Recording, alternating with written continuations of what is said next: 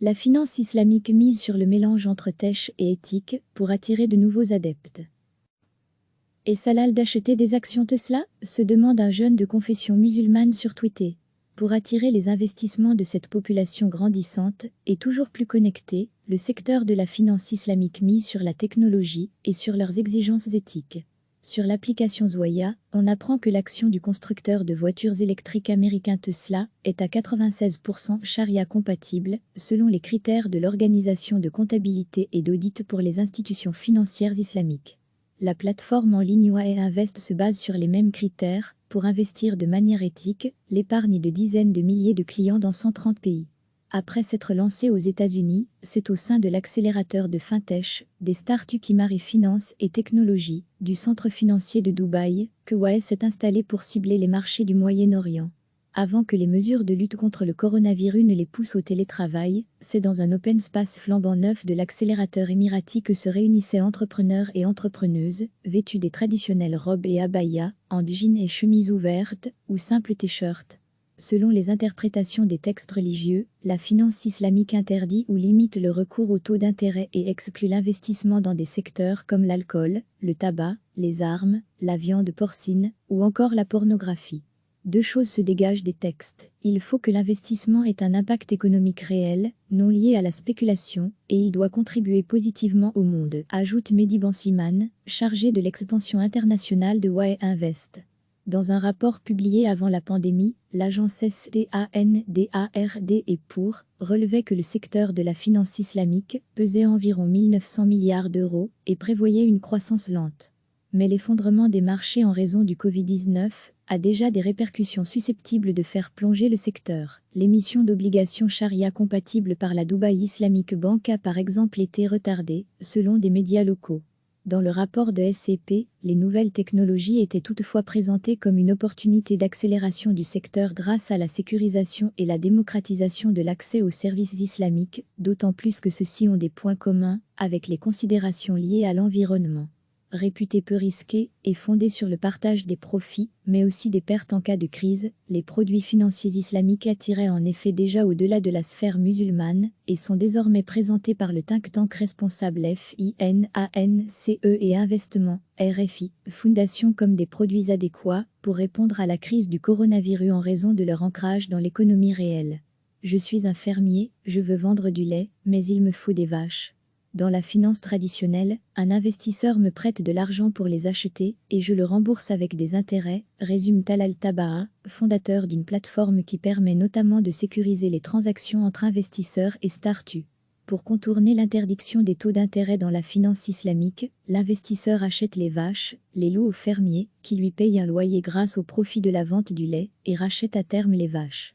C'est le principe d'un sukuk, un emprunt ou obligation islamique. L'investissement est matériel et les risques partagés. Dans le cadre de la crise du coronavirus, les profits des investissements réalisés dans les industries comme celle des équipements de protection pourraient être reversés à des associations, ajoute le groupe de réflexion RFI Fondation. Mais l'émission d'un sukuk reste peu automatisée, selon M. Tabaha, un frein en temps de crise. Pendant longtemps, la priorité a été de faire grossir le marché. Aujourd'hui, le manque d'innovation et d'optimisation des services financiers islamiques est criant, renchérit le jeune saoudien Mohamed Al-Seli, PDG de Wetak Capital, fintech installé dans le hub de Dubaï. Les startups y sont mises en contact avec le Centre pour le développement de l'économie islamique de Dubaï, des experts religieux, les banques islamiques et les régulateurs financiers, explique la directrice de l'accélérateur, le plus important de la région, Raja Al-Mazrouei. Couverte d'un élégant voile noir, cette ex-informaticienne et alumna d'Harvard explique utiliser personnellement une application d'investissement non conforme à la charia. Je suis flexible, mais sur les marchés où la demande est forte, comme en Malaisie ou en Arabie Saoudite, il faut pouvoir proposer ces services. Les fintechs traditionnels peuvent présenter leur idée partout dans le monde. Le défi pour les fintechs islamiques est d'avoir accès aux régulateurs, comme ici à Dubaï, et de passer le test religieux, ajoute-t-elle, évoquant une double barrière.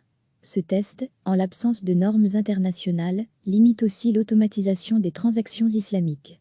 Selon M. Tabaha, le fonctionnement des conseils d'experts religieux, qui approuvent les produits financiers n'a rien de technologique, c'est très manuel, et, selon moi, subjectif. Recevez chaque matin l'essentiel de l'actualité. Est-ce halal d'acheter des actions Tesla? Se demande un jeune de confession musulmane sur Twitter. Pour attirer les investissements de cette population grandissante et toujours plus connectée, le secteur de la finance islamique mise sur la technologie et sur leurs exigences éthiques. Sur l'application Zoya, on apprend que l'action du constructeur de voitures électriques américain Tesla est à 96% charia compatible, selon les critères de l'Organisation de comptabilité et d'audit pour les institutions financières islamiques. La plateforme en ligne YA Invest se base sur les mêmes critères pour investir de manière éthique l'épargne de dizaines de milliers de clients dans 130 pays. Après s'être lancé aux États-Unis, c'est au sein de l'accélérateur de fintech, des startups qui marient finance et technologie, du centre financier de Dubaï, que YA s'est installé pour cibler les marchés du Moyen-Orient.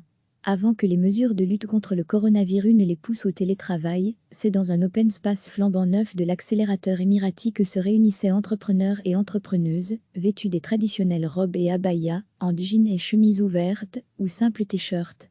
Selon les interprétations des textes religieux, la finance islamique interdit ou limite le recours aux taux d'intérêt et exclut l'investissement dans des secteurs comme l'alcool, le tabac, les armes, la viande porcine, ou encore la pornographie. Deux choses se dégagent des textes. Il faut que l'investissement ait un impact économique réel, non lié à la spéculation, et il doit contribuer positivement au monde, ajoute Mehdi Banslimane, chargé de l'expansion internationale de YA Invest. Dans un rapport publié avant la pandémie, l'agence STANDARD et pour relevait que le secteur de la finance islamique pesait environ 1900 milliards d'euros et prévoyait une croissance lente. Mais l'effondrement des marchés en raison du Covid-19 a déjà des répercussions susceptibles de faire plonger le secteur. L'émission d'obligations charia compatibles par la Dubai Islamic Bank a par exemple été retardée, selon des médias locaux. Dans le rapport de SCP, les nouvelles technologies étaient toutefois présentées comme une opportunité d'accélération du secteur grâce à la sécurisation et la démocratisation de l'accès aux services islamiques, d'autant plus que ceux-ci ont des points communs avec les considérations liées à l'environnement. Réputés peu risqués et fondés sur le partage des profits, mais aussi des pertes en cas de crise, les produits financiers islamiques attiraient en effet déjà au-delà de la sphère musulmane et sont désormais présentés par le think tank responsable FINANCE et Investissement, RFI, Fondation comme des produits adéquats pour répondre à la crise du coronavirus en raison de leur ancrage dans l'économie réelle. Je suis un fermier, je veux vendre du lait, mais il me faut des vaches. Dans la finance traditionnelle, un investisseur me prête de l'argent pour les acheter et je le rembourse avec des intérêts, résume Talal Tabaha, fondateur d'une plateforme qui permet notamment de sécuriser les transactions entre investisseurs et startups. Pour contourner l'interdiction des taux d'intérêt dans la finance islamique, l'investisseur achète les vaches, les loue aux fermiers, qui lui payent un loyer grâce au profit de la vente du lait, et rachète à terme les vaches. C'est le principe d'un sukuk, un emprunt ou obligation islamique. L'investissement est matériel et les risques partagés.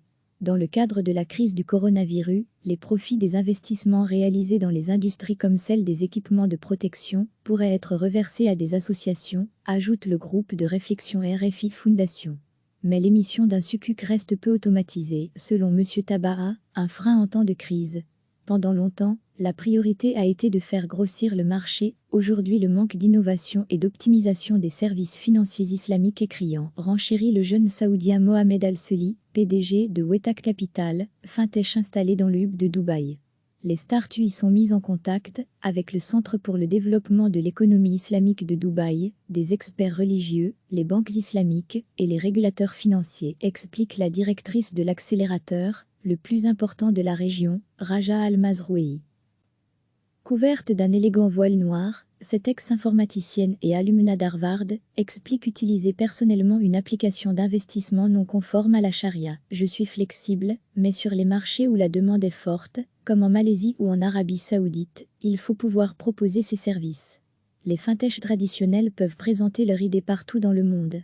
Le défi pour les fintechs islamiques est d'avoir accès aux régulateurs, comme ici à Dubaï, et de passer le test religieux, ajoute-t-elle, évoquant une double barrière.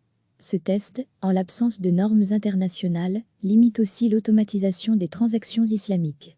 Selon M. Tabaha, le fonctionnement des conseils d'experts religieux, qui approuvent les produits financiers n'a rien de technologique, c'est très manuel, et, selon moi, subjectif. Cliquez sur s'abonner pour recevoir les dernières nouvelles.